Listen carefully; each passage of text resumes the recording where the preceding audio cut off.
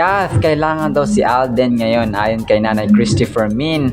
Natutuwa ako dito sa pagtatanggol ni Nanay Christy, no? Kay Alden, mga kasembreros.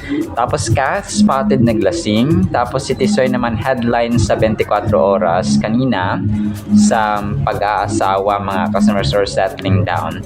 Yan at marami pang items sa vlog na ito. Unahin ko itong pinost ni Laysam sa kanyang Instagram ng kaganapan niya sa kanyang kaarawan, mga kasembreros, no? Nag-share pa siya ng moments na kasama yung ibang kaibigan, family, yung mga naging part ng kanyang buhay, mga kasembreros. So random photos ito. Ang hindi ko ano dito, parang kasi nagsabi ng isa dito na parang 40th birthday ni Laysa, mga kasembreros, no? Na handler ni Alden. So hindi ko lang sure kung pabiro lang niya sinabi ito na 40 na si Laysa, mga kasembreros. So dito ay nag-post ng caption si Laysam sabay ng mga pictures dito, no? Sabi niya, life doesn't always come into focus right away. Sometimes the path ahead is blurry, uncertain, and full of questions. But I've learned that clarity isn't found in having all the answers. It's found in being surrounded by the people who never leave your side. No matter how unclear life gets, my family has always been my constant, helping me see what truly matters. Grateful for those who have supported me every step of the way. Celebrating another year with a heart that is completely full, no? Tapos ay heart, mga kasembreros. So pinost niya ito 12 hours ago, mga kasembreros, sa kanyang Instagram wall. Tapos yung mga pictures naman sa kanyang Instagram story naman ito, mga kasembreros.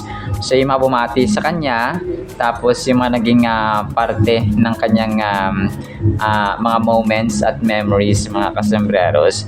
So dito ako na to sa isa, no? Cheers, another year into friendship that never friendships that never go out of season. Tupakin lang sometimes. Happy 40th BFF. So sabi nito, happy 40th ng mga kasembreros, no? So parang hindi ako mapaniwala na 40 kasi parang nasa 30 plus lang si dito si Laysam. So kung ganon ay may point kasi si Alden 34, so dapat ahead siya ng konti kay Alden para maging handler, and of course, no, maka-learn at maka-gain ng maraming experience pa, mga kasembreros. So dito ay random photos na ito, no, ni Laysa. May kasama si Alden, may hindi, may kasama niya yung ibang friends niya, mga kasembreros, and marami pang iba. Tapos ito parang nagre-request ng ibang fan na pelikula daw or project ni Alden with Jasmine Curtis Smith at saka Lexi Gonzalez, no? Sabi dito, teleserye naman, teleserye naman please para sa tatlong ito. Sina Alden, Jasmine at saka si Lexi Gonzalez. Para sa akin hindi ito attainable or achievable sa moment nito kasi maraming nakatoka, no, kay Alden, mga kasembreros, na proyekto.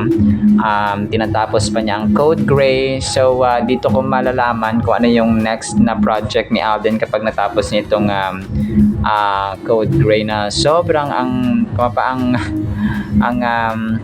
bilis ng kanilang pacing, mga kasembreros. So when it comes to doing projects, no, si Alden talaga ay sobrang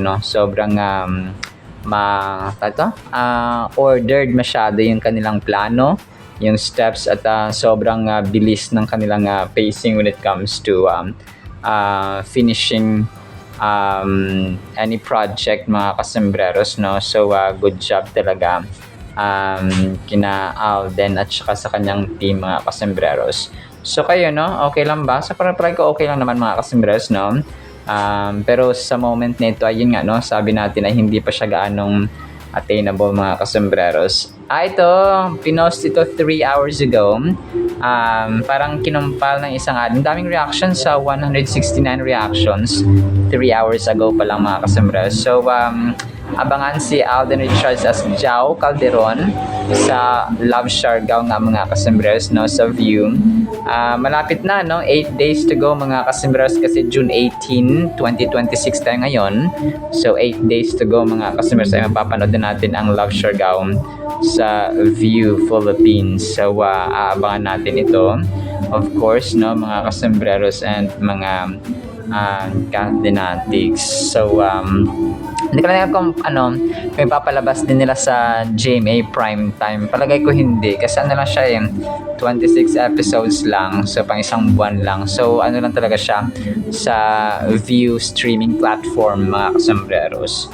So which is abangan natin, no, mga kasembreros and mga Catdynatics. Ito, sobrang cute ito kasi parang nag-throwback sila June 18, 2024. Hindi, parang hindi naman siya kasi November, July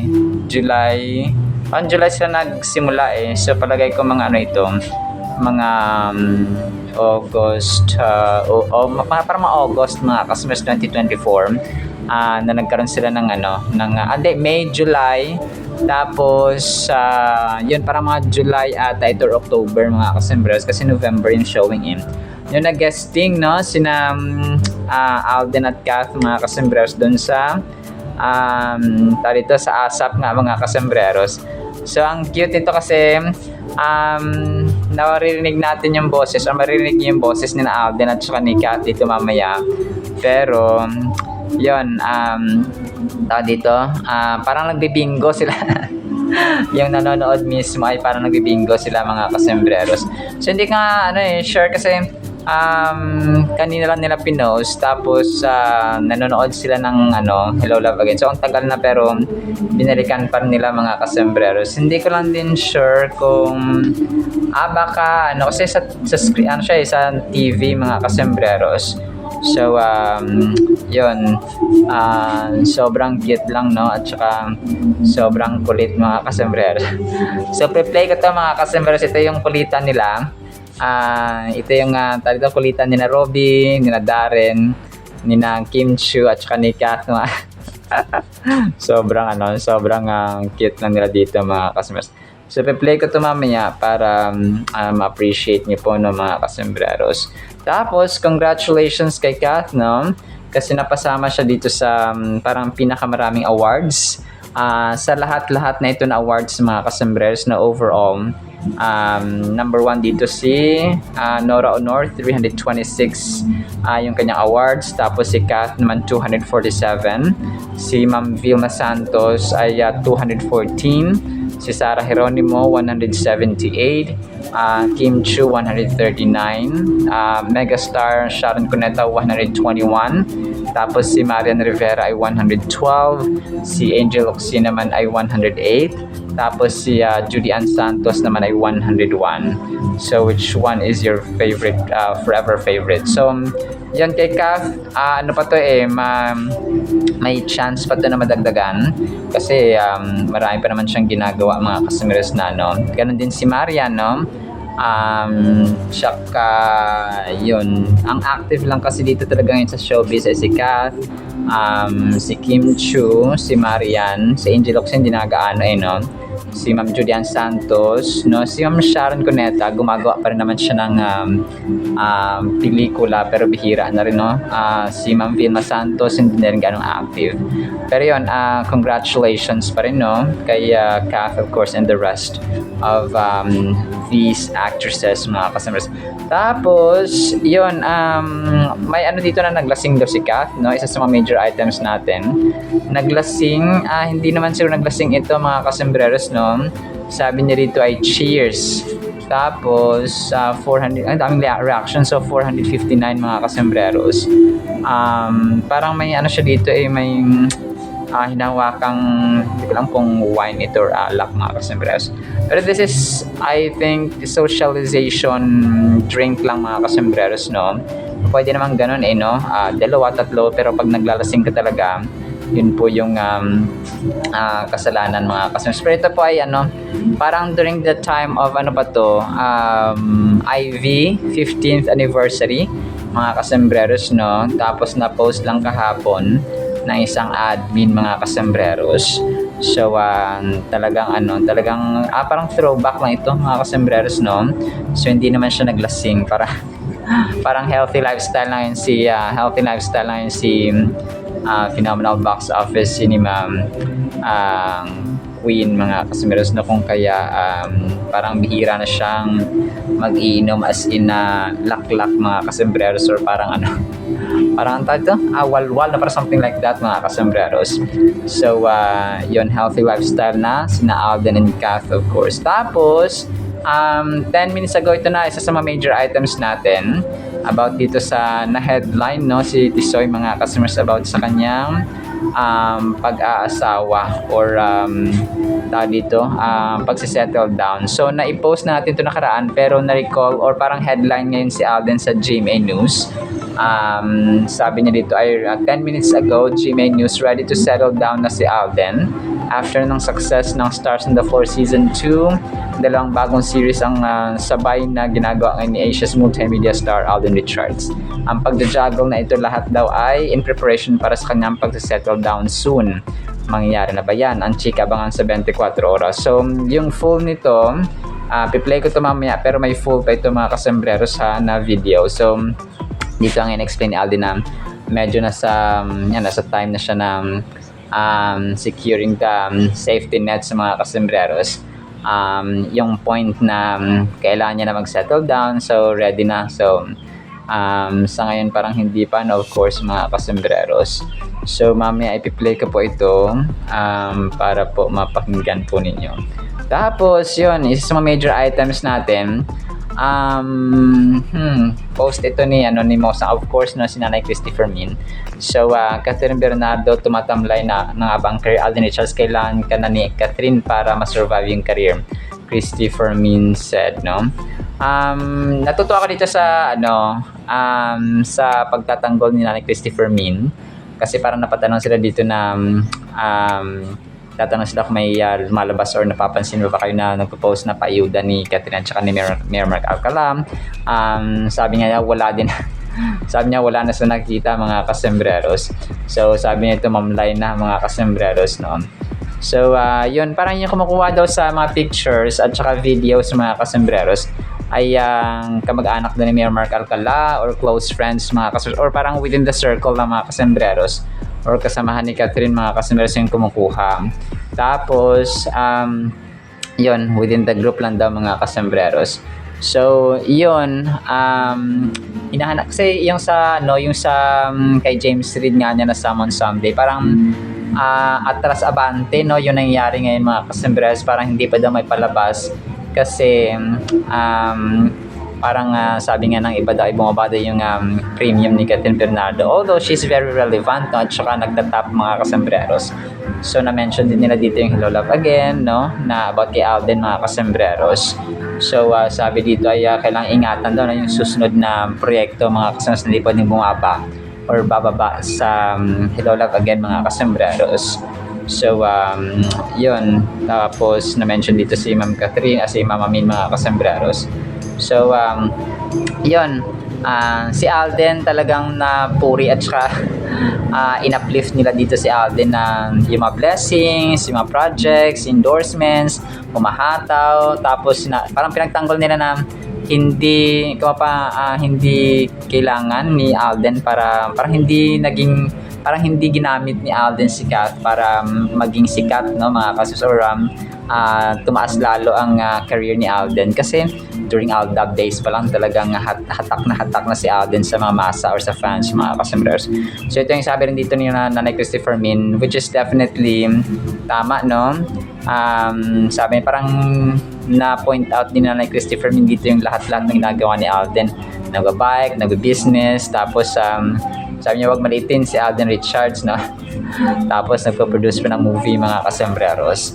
So, sabi dito na Christopher Min ay wag maliitin si Alden mga kasembreros. So, sabi niya may puhunan to, no, may Aldab to, no, sabi gano'n ni Nanay Christopher Min mga kasembreros. So, parang pinagtanggol talaga, no, ni Nanay Christy si Alden dito na parang hindi nila patanggap na parang sasabi ng mga tao na kundi lang dahil kay Catherine, no, talagang wala na dapat career si Alden, mga kasembreros. So, sabi niya ito, wala pong namatay na career si Alden. Tapos binigtad nila kailangan niya ni Catherine si Alden, mga kasembreros, para mabuhay ang kanyang career, mga kasembreros. So, yun. Papakinggan natin ito mamaya, mga kasembreros, no? Para ma-appreciate po natin mga kasembreros and mga ka-fanatics. Tapos, ito, may mga napagkamalang itong si itong si Catherine do, at saka si ito, mga kasembreros na nakatalikod. Si Catherine at saka si hindi ko lang, parang si DJ yata yung na-mention nila dito. Pero ito po ay si Kayla, no, nakatalikod. Tatlo sila no, mga kasembreros. Tapos nakatalikod siya. Tapos dalawa silang girl, mga kasembreros, no. So, pero yon, according dun sa may comment or sa sa caption ay si DJ ito. Hindi to si Kath, no, si DJ at saka si Kayla ito naman girl na kasama. Nakatalikod kasi pareho kung kaya akala nila ay si Kath ito, mga kasembreros, but definitely hindi, mga kasembreros. So, yun po. Alright, so yan lang actually sa ating Kath and items. Ipi-play ko po ito mga videos natin pong papakinggan, and then mga salita ng Panginoon na sobrang mahalaga sa ating buhay. Isang pinagpalang araw po sa bawat isa. Medyo nandun na tayo sa securing the safety nets para eventually, may point na or there would come a point that needs na kailangan ko na mag-settle down. Ready na tayo. Sa ngayon,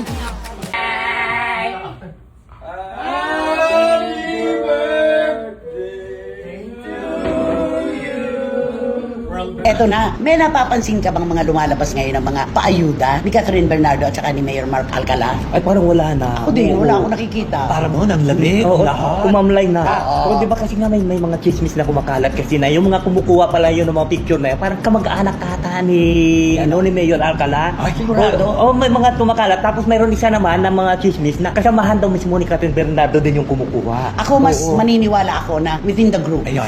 magkakalayo lang sila. Oo. Nahanapan si Catherine ng proyekto at hindi puro endorsement. Kaya nga sinabi nila may tambalang James Reid Oo. na ginagawa. Hindi pa ba ipalabas? Hindi pa may palabas dahil naghahanap daw ng timing. Tuloy hindi natin masisisi yung mga nagsasabi na bumaba ang premium ni Catherine Bernardo. Galing ka doon sa ituktok. Ang hirap Katulad na. yung huli nila ni Oo, Alden. hello, love again. Aba kailangan ingatan ang susunod na proyekto. Hindi po pwedeng Mababa. Ay, bumagsak. oo. Marami din nagtatanong, ay sana kasi Mami Min, bakit parang hindi rin nagsasalita tungkol sa karir ng Wala rin kanyang mga anak? post. Wala rin mga post si Mami Min. Tahimik, napakatahimik nila. Dapat si Catherine, pinag-iingatan niya ang kanyang karera. Oo, maligaya ang kanyang puso. Pero alam natin na ang dahilan kung bakit siya nasa showbiz, karera niya ang dapat niyang ingatan. Hindi natin pinahihiwalay. Oo. Balanse. Balanse. Lalo na ang dami niyang tagahanga na nag-iintay. Ang tagal-tagal niya nang walang proyekto, ha? Ang tagal na. Kayo kanyang partner, si Alden. Ayan, may mga project. Ay, tapos si Alden, hindi siya mauubusan. Basta si Alden, ang lahat ng oras niya atado ngayon. May pang endorsement, may pang promo, may pagbabike niya, may pang negosyo. May Hindi taping, talaga gano'n. nasasayang ang kanyang oras. Ang dami niyang projects. Yes. At nagpo-produce pa. Ay, oo. Yun. Kaya nako, huwag malitin si Alden Richards na kaya lang daw nakilala. Dahil kay Catherine Bernardo. May puhunan na siya, Aldab to, no? Oo, naman. Hindi ko lang matanggap yung mga salita na, naku, kundi lang naman kay Catherine, wala ka na dapat karir. Naku, kailangan mo si Catherine para mabuhay ang karir mo. Wala pong namatay na karir si Alden. So balik na rin natin. Kailangan ngayon ni Catherine. Si Alden. Oo. Alam mo, parang ganun ang lalabas para umingay lalo. Oo. Kasi yun ang kinakagat Kasi yun ang kinagat kaya lang, di ba, nawalis din yung relasyon na yun matapos ang pelikula. Ngayon, mahihirapan ngayon sila kung paano sila magbabalik ulit ng bala. Ayan. Kailangan natin ang word ni Lord na ito, mga kasembreros. Ang title natin ay Aking Kalakasan at Awit. Ganda, no? Exodus chapter 15 verse 2. The Lord is my strength and song. He is the one who saves me. He is my God and I will praise Him. He is my Father's God and I will honor Him. Napakaganda, no? Ito po ay hindi po ito si Haring David. Ito po ay si Moises, mga kasembreros. So, si Moises na nag-lead sa people of Israel na maisalba from the cruelty or slavery of the Egyptians, mga kasembreros. So, ngayon, talagang kalakasan sa physical, maaaring pagod tayo, Maaaring nanghihina tayo, so we need physical strength. So dito kasi aking kalakasan at awit, no? The Lord is my strength and song, sabi dito ni Moises, mga kasombrero. So hindi lamang siya physical strength no, yung kailangan dito ni Moises, mga kasembreros. Pwede siyang mental strength, pwedeng relational strength, pwede siyang financial strength, no, or financial stability.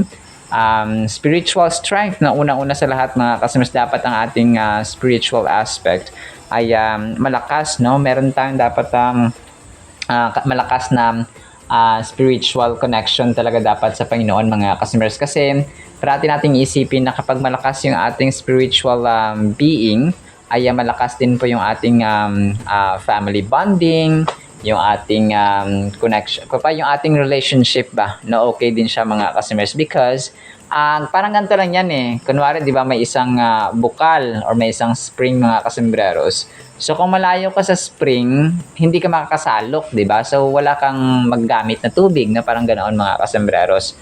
Or sa faucet, for example. So wala kang magagamit na tubig. So ganoon din sa Panginoon. Kunwari, naubusan ka parati ng patience. Wala kang time sa Panginoon, malayo ka sa Lord, no? Wala kang time sa Biblia, wala kang time sa panalangin. So hindi ka makakahingi ng patience. So wala kang magagamit na patience. So parang ganoon siya, mga kasembreros. So hindi ka makakasalok ba, hindi tayo makakahingi at hindi tayo magkakaroon ng patience ba na recharge, no, mga kasembreros, kung kung malayo tayo sa Panginoon at saka sobrang busy natin sa ating mga daily agenda.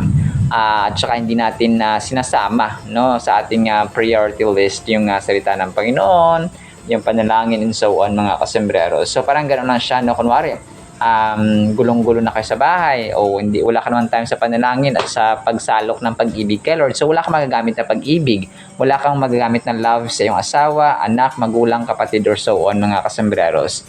So ganoon siya. Kung kaya kapag magulo na ang tao, magulo na ang pamilya, sign po yan na mapamalayo yung bawat isa sa Panginoon. Kasi kung malapit sila sa Panginoon, mga kasembreros, makakasalok sila ng love or concern or understanding or kindness or forgiveness, anumang ugali or anumang characteristic, mga kasembreros, no, or trait na kailangan nila. So makakasalok sila, mga kasembreros. Parang ganon din yan. So awit, di ba? Yung awit, mga kasembreros, ay may represent joy, no, happiness, mga kasembreros, kasi yung pagkakaraoke, videoke natin talagang happy time yan, no? Kung pag nag-videoke tayo, ibig sabihin ay pwede namang heartbroken tayo, no, tapos nag-videoke tayo. Pero libangan kasi ng mga Pinoy, no, yung pag-videoke, mga kasembreros, or karaoke. So kung kaya pagka nagpapakanta ka, ibig sabihin ay parang parang nag-enjoy ka, no? So ganoon siya. Kasi nga pastime o libangan ng mga tao or ng mga Pilipino, of course, no, especially mga Pilipino, mga kasembreros, yung karaoke, no? So ganoon siya, mga kasembreros. So awit. And definitely yung mga songs, yung kanta ay part na talaga ng Filipino life, no, or Filipino culture ang pag-awit, mga kasembreros. So and sa ngayon, alam kong marami sa atin na nabibigatan, nahihirapan. We need the strength, no, kailangan malakas tayo, mga kasembreros, lalo na sa ating spiritual life, sa ating finances, no, sa halos lahat ng aspects na ating buhay, so that nakakagalaw tayo, nakakapagtrabaho tayo, and so on, mga kasembreros. So ganoon siya. Kasi kapag hindi tayo malakas, no, pag mahina na tayo, ay parang ayaw natin magtrabaho, or parang wala tayong gana magtrabaho, of course, no, kasi nga mahina tayo, mga kasembreros. We don't have strength. But we need strength from God, mga kasembreros. So ganoon po siya, no? Sabi dito, in the book of Exodus chapter 15 verse 2, we see a beautiful declaration of praise and recognition of God's power and strength.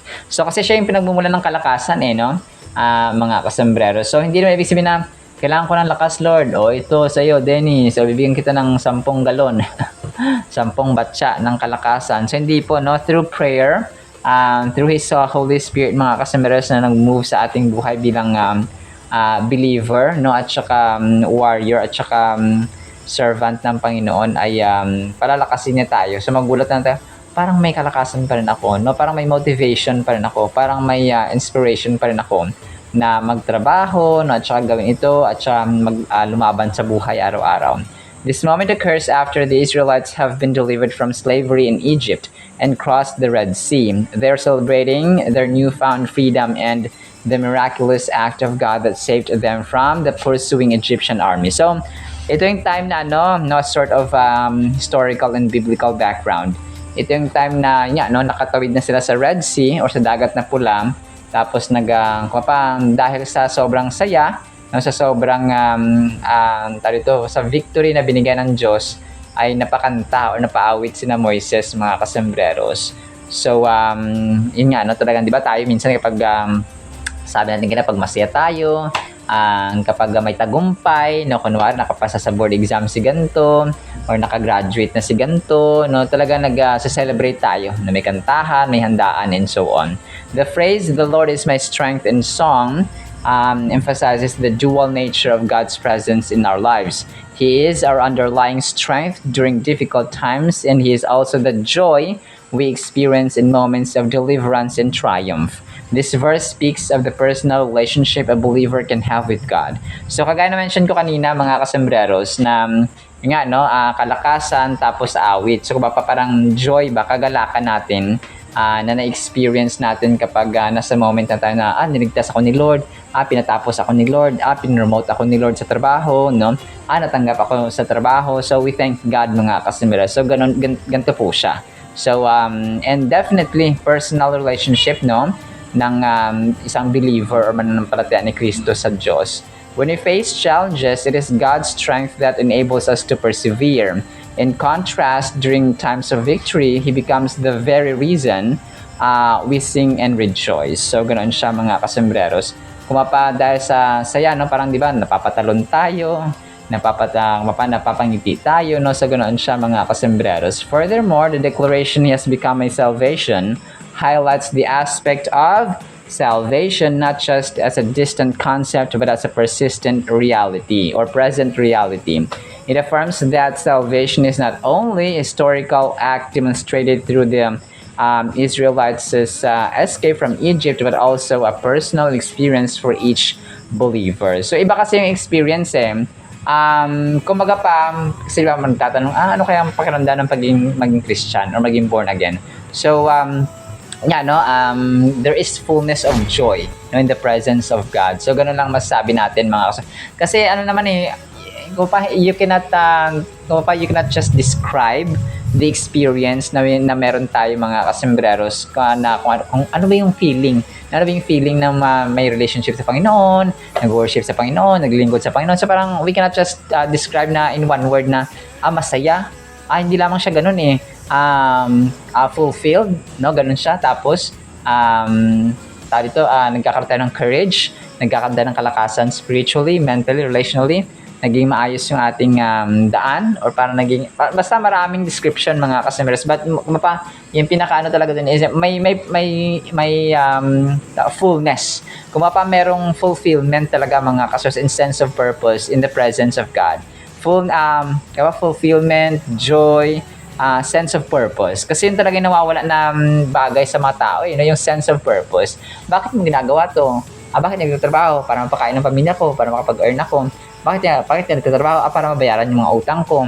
Bakit nagtatrabaho? So parang yun yung mga reasons natin, mga kasembreros. So why do we, bakit tayo nag-exist sa mundong ito?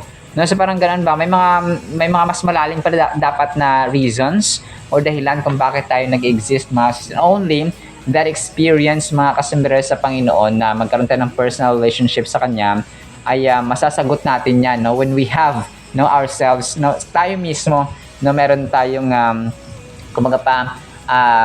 experience. Kasi experience mo yan, personal experience, mga kasembreros, na hindi maagaw ng sino man. So talagang yung verse din na ito actually ay nag-recognize ng ating identity kay Kristo and the heritage we're received. We've received, mga kasembreros. Just as the Israelites reflected on their father's God, we can celebrate the faith of previous generations, taking it to heart as part of our lives.